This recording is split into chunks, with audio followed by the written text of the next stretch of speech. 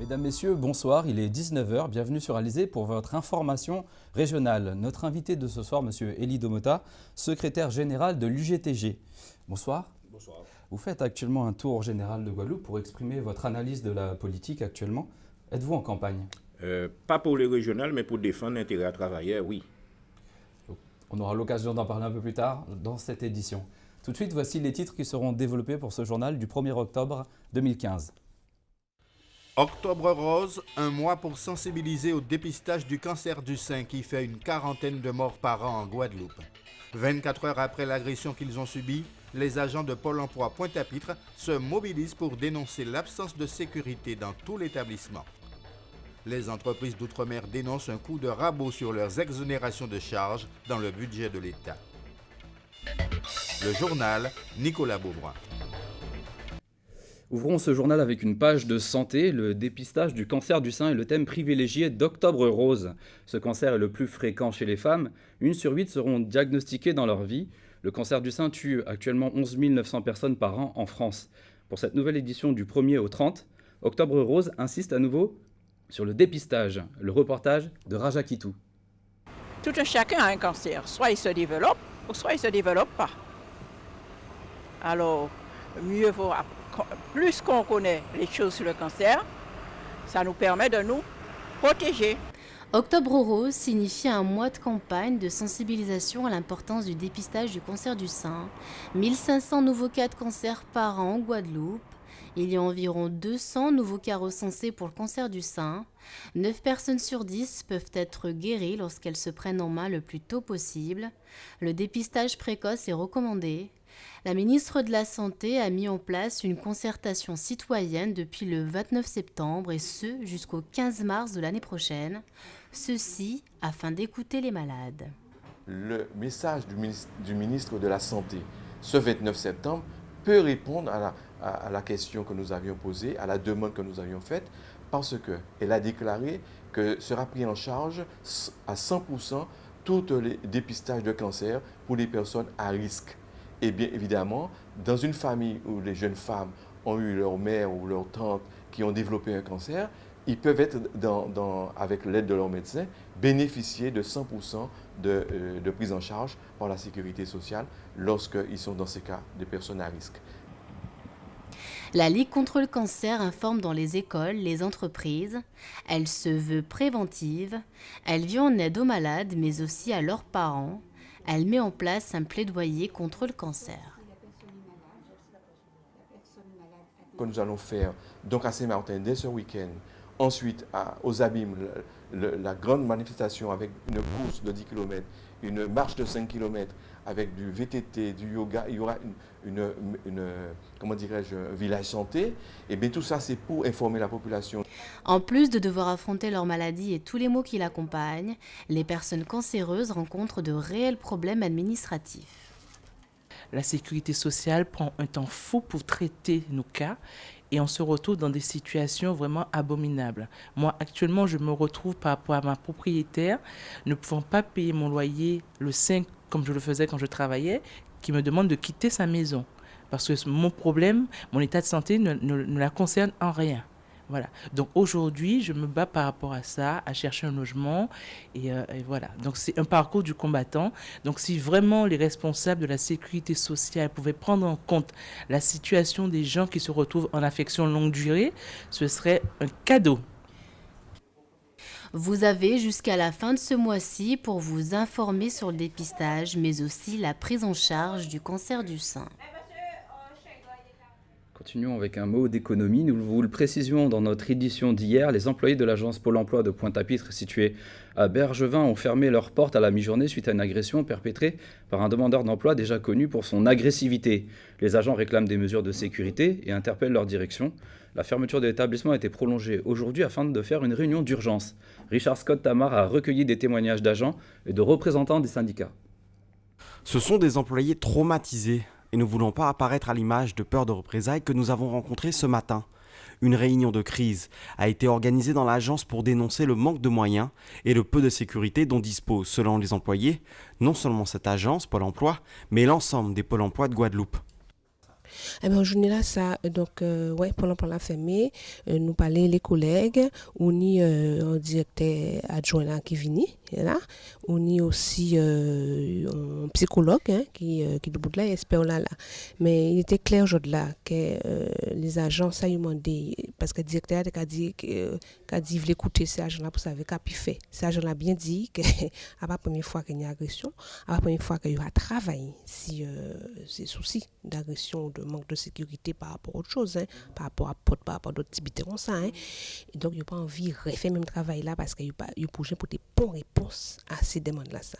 Donc, c'était important que je là, il y ait des réponses et non pas encore parler. Ce n'est pas le premier acte de violence que cette agence connaît. Leur nombre augmente, tout comme les cas de demandeurs d'emploi, à l'état psychologique inquiétant. Les employés de Pôle emploi veulent des réponses et des solutions que la direction tarde à leur fournir. Mais il faut savoir que, comme on a dit jeudi jour, nous ne sommes pas là pour mettre des demandeurs d'emploi contre agents parce que nous sommes tous petits à la Guadeloupe, tout cas vivants.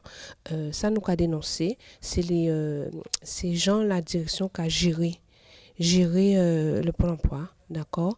Nous avons dénoncé aussi le fait que ça fait longtemps que nous demandons expertise sur les conditions de travail et les risques sur la santé, parce qu'il y en a pas mal d'agents qui décédaient entre 2010 et 2012-2013, pas mal d'agents. Nous, nos collègues, il n'y a pas longtemps.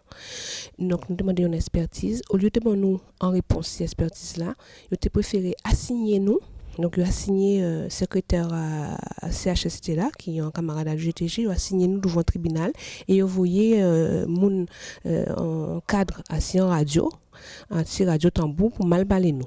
À l'heure actuelle, l'agence Pôle emploi de Bergevin n'a pas prévu de réouvrir ses portes, et ce, jusqu'à nouvel ordre. Continuons avec cette question qui interpelle un bon nombre d'entre vous. Quel sera l'avenir du nouveau centre hospitalier de Capesterre-Belle-Eau ? Les agents affiliés à l'UTS-UGTG s'inquiètent. La situation financière de l'établissement d'origine serait des plus difficiles. Les syndicats souhaiteraient comprendre avec quels moyens il pourrait fonctionner. Le reportage de Muriel Barlagne et d'Éric Pommier. Des locaux répondant aux nouvelles normes, des activités supplémentaires, plus de lits. Le nouveau centre hospitalier de Capesterre construit à Saint-Sauveur aurait dû améliorer les conditions d'accueil et de travail des agents et de la population. Mais depuis le lancement du projet en 2002, de nombreux contretemps ont retardé la livraison du bâtiment. Les agents affiliés à l'UTS-UGTG s'inquiètent. Il y avait un schéma régional de santé qui dégageait un certain nombre de lits, notamment des lits de médecine, des lits d'HAD, et qui aujourd'hui, effectivement, ne correspond plus à la réalité et notamment au schéma régional de santé actuel qui n'est plus ce qu'il a été il y a quelques années. Plus préoccupant, la situation financière de l'établissement. Le syndicat se demande comment il pourrait fonctionner avec un déficit alors même que les recettes ne sont pas garanties. Aujourd'hui, l'établissement ne peut plus faire face à ses obligations, c'est-à-dire ne peut plus payer les fournisseurs, les différents fournisseurs, les charges du personnel et un certain nombre d'actions que nous ne sommes plus en mesure de mener au sein de l'établissement. On met en place une organisation mais qui n'a pas de sens puisqu'on ne sait pas avec qu'est-ce qu'on aura comme moyen. Il y a des activités qui ont été accordées comme le SSR spécialisé dans différents domaines, mais il faut savoir que le SSR, c'est, si vous voulez, le cheval de bataille des cliniques privées. Donc là aussi, il y aura une concurrence féroce. Nous avons un EHPAD de 102 lits, mais là aussi, tout le monde sait que chaque commune en Guadeloupe a un EHPAD. Donc comment remplir un EHPAD de 102 lits? Donc ça posera forcément une conséquence au niveau de la recette, puisque pour faire fonctionner un établissement public, il faut avoir de la recette. D'autant plus, je voudrais rappeler qu'en 2016, les activités d'établissement seront à la T2A. La T2A, c'est ce qu'on appelle la tarification à l'activité. Ça veut dire que c'est ce que vous ferez que vous aurez. L'UTS-UGTG a proposé l'élaboration d'un protocole de transfert. Rédigé en collaboration avec la direction et l'ensemble des organisations syndicales, ce document aurait permis d'avoir une vision précise des besoins du nouvel établissement et aurait pu être transmis à l'Agence régionale de santé.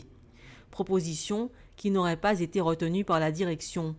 Cette dernière n'a pas souhaité s'exprimer. Aujourd'hui, le syndicat attend une rencontre avec tous les partenaires pour faire le point.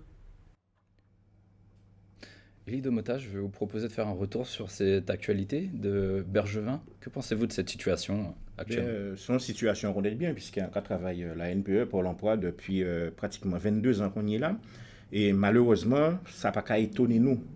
Vous savez, il faut condamner les agressions, bien évidemment, mais il faut aller analyser cette situation-là en recherchant les causes. Je dis là, l'absence de politique publique réelle en faveur de l'insertion professionnelle et de la formation professionnelle qui a fait que les agents, d'une part, démunis, mais les demandeurs d'emploi aussi déboussolés. Donc c'est pour ça qu'il ne s'agit pas simplement de traiter ce problème-là suite à l'agression, de mettre des vigiles, de mettre portes avec code, etc., etc. Il faut faire en sorte que l'agent-là et qu'à recevoir public-là, ni des outils en termes de prestations, en termes de formation, en termes d'insertion, en termes d'offres d'emploi, pour proposer de façon à ce que nous nous sentir bien. Parce qu'il y a un bitin qui est important. En France, on y a environ 2 tiers des demandeurs d'emploi, plus de 2 tiers des demandeurs d'emploi qui sont des demandeurs d'emploi indemnisés. Ça veut dire qu'il a touché en allocation qui ni quand même on de quoi. D'accord? Ici, c'est l'inverse. On y a à peine 20 à 25% de demandeurs d'emploi qui ont touché en indemnisation et une indemnisation qui 13 ans de ça a touché en France. Ce qui fait que... Des demandeurs d'emploi stressés, donc ce qui amène... Tout à fait. Donc la majorité des demandeurs d'emploi en Guadeloupe, c'est des demandeurs d'emploi qui réellement en quête de formation professionnelle et en quête d'insertion professionnelle. Et malheureusement, je dis là, les réponses portées par l'établissement pas suffisantes. Donc ces situations-là, ça, certainement, qui est malheureusement, qui est fait encore. Et à propos, donc, pour revenir sur l'hôpital à présent. Oui, l'hôpital, le problème là, ça est très sérieux, puisque ça fait plus de 10 ans que l'hôpital Capest est en chantier. Camarade là parlait de la tarification à l'activité. L'hôpital, c'est plus un service public, il vient quasiment en entreprise commerciale de santé. Et là où rentrer, il y a des décortiquer pathologie pour voir qui j'ai fait l'argent. Or, il faut revenir à la notion de service public. La notion de service public, c'est qui bitin, c'est quelle que soit la situation, où on peut accéder à un établissement de santé pour y peut soigner. Et je dis là où il y a un vrai chantage, il y a fait si le CHU, il y a dit, mais il faut trouver 50 millions. Et dans 50 millions là, il faut supprimer 500 postes, il faut réduire le nombre de lits. Et quand nous connaissons pathologies récurrentes, nous ici en termes de maladies, etc., on peut bien rendre compte que aujourd'hui là, nous arrivons à la catastrophe. À Capeste même bitin, puisqu'il y a dit transfert des salariés dans un nouveau établissement là, mais à moyen constant. Yo PKP. Donc aujourd'hui là, plus que jamais, la santé est en danger. Merci Élie Domota, vous restez avec nous pour ce journal. Alors, le feuilleton économique est bien enclenché. Le coup de rabot sur le budget outre-mer fait jaser les professionnels à propos des exonérations de charges sociales. Karine Gehlmann a rencontré la présidente de la CGPME. Rabotage, tango budgétaire, les mots sonnent fort du côté des entreprises outre-mer. En cause, la baisse des exonérations des charges sociales, soit 80 millions d'euros pour 2016. Une diminution de 90 millions l'an dernier avait déjà touché les entreprises. Je suis atterrée par cette nouvelle, cette sordide nouvelle qui risque encore de porter atteinte au développement des entreprises et même à leur survie. Comment on peut imaginer qu'après un premier rabot en 2014 sur l'exonération des charges sociales, on puisse encore aujourd'hui raboter au point de dire que désormais, nous n'aurions plus la possibilité d'embaucher du personnel. Le 16 septembre, pourtant, la rencontre entre le président du FEDOM, Jean-Pierre Philibert, et le président François Hollande avait été rassurante. On nous leurre. Et à des moments où c'est de plus en plus critique, puisque c'est un moment de reprise, c'est un moment où les entreprises essaient d'essayer d'entrevoir une clarté. On voit aujourd'hui qu'on est enfoncé à nouveau. Quoi faire ici dans les DOM? On nous a parlé d'équilibre des DOM, d'égalité des chances, d'égalité de tout. Et à l'inverse, maintenant, on nous démontre qu'on fait le contraire. C'est tout un jour et le contraire le lendemain. Aujourd'hui, face au revirement du gouvernement, la CGPME souhaite un rassemblement des entreprises. Et continuons avec cette bonne nouvelle, hein, on observe une baisse des prix à la pompe, donc 13 centimes par litre pour le super de sans-plomb, donc c'est 13 centimes de réduction, et 4 centimes par litre de gasoil, donc ce qui nous amène à 1,35 € pour le sans-plomb et 1,13 € pour le gasoil. Ouvrons une page de politique à présent, coup dur pour le tandem Mélis-Giscard qui en mars dernier avait été élu conseiller départementaux sur le 15e canton à Pointe-à-Pitre avant de devenir vice-président de cette collectivité. Ce matin, dans son délibéré, le tribunal administratif de la Guadeloupe a suivi les demandes du rapporteur public et a annulé l'élection du binôme. Karine Gielman a recueilli leur réaction. Marcel Giscard et moi-même, nous allons donc immédiatement former un recours devant le Conseil d'État pour essayer de faire valoir mieux nos arguments qui tendraient à démontrer qu'en aucune manière les fonctions que j'exerçais au Conseil général n'ont pu vicier les élections, n'ont pu vicier le jugement des électeurs. Écoutez, c'est de la politique que nous faisons, nous nous présentons auprès des électeurs et puis voilà, donc les électeurs choisissent, après ceux qui sont perdants utilisent les voies et moyens qui sont à leur disposition. Mais moi, ce qui m'intéresse, et depuis tantôt, que je rappelle que j'ai été élu conseiller général en 2004, la population m'a renouvelé sa confiance en 2011.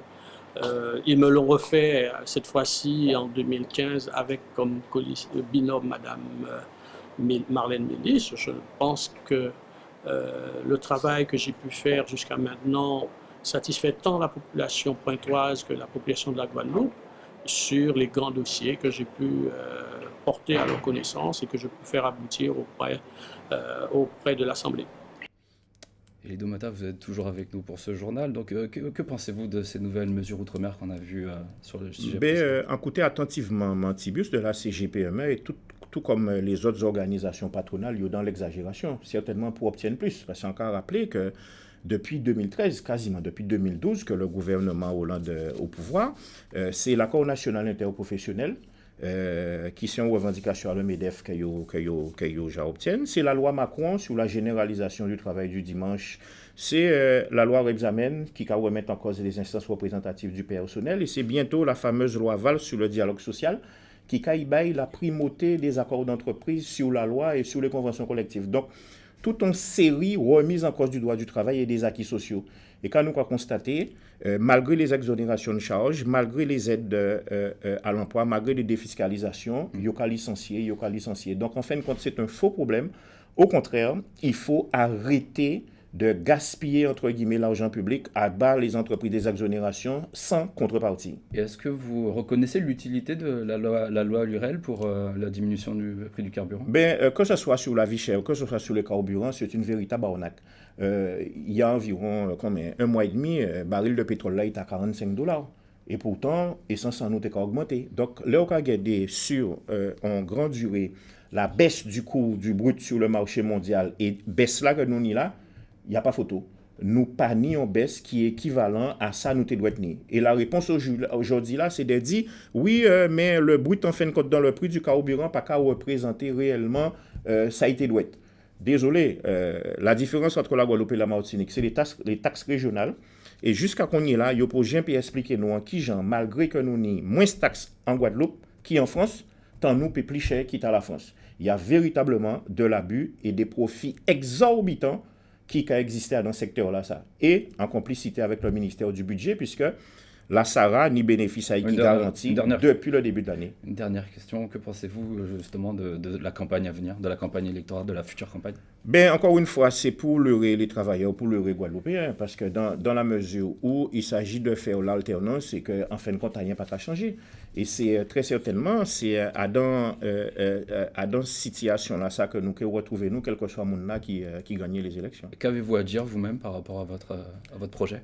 Alors, vous savez, que ce soit au niveau de l'UGTG ou du LKP, nous, quand il fait l'entour, l'entour à la Guadeloupe, pour nous expliquer position à nous et d'y travailler, de rester véatif en les situations-là. Je dis là, comme on t'a dit, il y avait les différentes lois qui sortent, il y avait les licenciements, que ce soit au niveau du Manganao, que ce soit au niveau Adaouti, que ce soit dans le BTP, il y avait ça y a passé dans le secteur hospitalier, il y avait tout démantèlement à l'hôpital. Nous travaillons à Guadeloupe, souci à faire nous.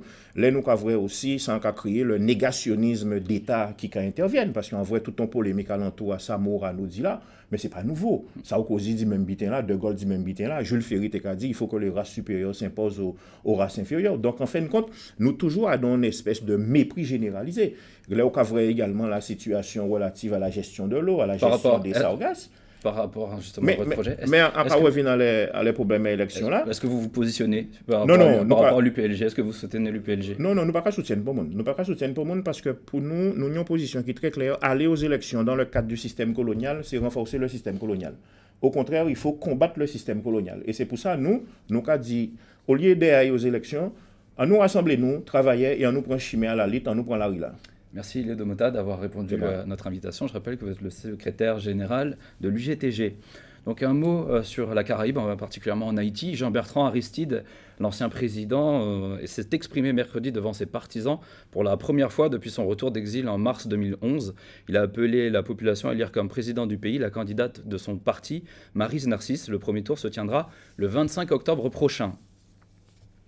Un mot de société, toujours. Donc demain sera une journée doublement particulière, l'anniversaire de la naissance du Mahatma Gandhi et la journée internationale de la non-violence. À cette occasion, l'association guadeloupéenne Gopio a fait venir cet après-midi le docteur Jacob Poulikan, directeur en Inde du centre de Gandhi pour le développement rural. Aurélie Ronze l'a rencontré à la sortie de son avion. Malgré les dizaines d'heures de voyage depuis son état du Kerala en Inde et les 9h30 de décalage horaire, c'est souriant que le docteur Jacob Poulikan a tenu à nous dire le message qu'il allait délivrer les prochains jours à plusieurs élèves guadeloupéens à l'occasion de la journée de la non-violence. Two important contributions that Mahatma Gandhi given to us. Il était venu pour expliquer les deux choses. Les deux messages, ça c'est le premier message, c'était la non-violence. C'est non-violence, c'est le Gandhi qui a proposé ça dans le monde. C'est pour avoir une meilleure vie, il n'y a pas de guerre, il n'y a pas de violence. Donc on peut vivre très tranquillement, très heureusement. Ça c'est le premier message. Swadeshi is for safeguarding the freedom of the people, freedom. Le deuxième message, c'est on peut produire tout matériel qu'on a besoin dans notre pays même. Donc comme ça, on ne dépend pas d'un deuxième pays. C'est comme ça, on vient et totalement un pays avec toute la freedom. C'est pour la population, c'est pour le pays, pour tout le monde. Ça, c'est les deux messages qu'il voulait communiquer. Le docteur Poulikan exposera la philosophie de Gandhi aux élèves de l'école de Morne-Rouge à Sainte-Rose, l'école de Valos au Moule, au collège du Rézé aux Abîmes. Entre-temps, il participera samedi à une grande marche contre la non-violence organisée par le Gopio à Saint-François et le rendez-vous est donné à 16h au rond-point Martin Luther King. Un mot à propos de la mer avant de conclure ce journal. C'est la journée régionale de nettoyage des fonds marins, donc on est à sa 11e édition. Elle aura lieu ce dimanche, cet après-midi, donc qui coordonne l'opération. L'École de la mer, depuis 5 ans, a organisé une conférence de presse pour présenter un dispositif qui attire de plus en plus de bénévoles. 1016 personnes se sont inscrites cette année, l'idée étant de sensibiliser la population à la problématique, à la dégradation des récifs coralliens. Donc je vous propose d'écouter les précisions de Marianne Aymar, la responsable pédagogique de l'École de la mer. On sait par expérience que depuis 2 ou 3 ans, on collecte quand même moins de déchets sur cette journée puisqu'il y a quand même une amélioration des comportements et d'année en année, à force de sensibiliser, d'informer, de faire un travail pédagogique, nous, École de la mer, mais aussi tous les enseignants qui travaillent sur ce thème en classe, on a quand même un petit peu moins de déchets qu'avant. Avant, on travaillait essentiellement avec des clubs de plongée, des clubs d'apnée, des clubs de kayak. Et cette année, pour la première fois, on a des gens qui sont totalement extérieurs au milieu de la mer. un club de handball, le Rotaract qui fait partie aussi des participants, et beaucoup d'individuels aussi qui nous ont sollicités pour se rapprocher d'un club parce qu'ils ne faisaient partie justement d'aucune association, d'aucun club, et qui ont envie d'œuvrer à titre personnel et aussi en famille. Beaucoup de gens qui ont appelé en disant « j'aimerais que mes enfants s'impliquent, j'aimerais que mes enfants apprennent les gestes du tri, où est-ce qu'on peut aller, auprès de qui on peut se rapprocher ». Donc on les a mis en contact à chaque fois avec les associations qui sont sur leur commune ou pas trop loin. Et ça, c'est la première fois qu'on a ça cette année. Donc ça montre aussi que chacun commence à se sentir plus concerné. C'est la fin de ce journal. Merci de l'avoir suivi. Je vous retrouve demain dès 19h pour votre information régionale. Dans un instant, le journal de TF1 suivi des pronostics hippiques de Prévert-Mayengo et de votre téléfilm Camping Paradis. N'oubliez pas que l'information continue sur notre site internet alizé.com. À demain sur Alizé Guadeloupe. Passez une excellente soirée.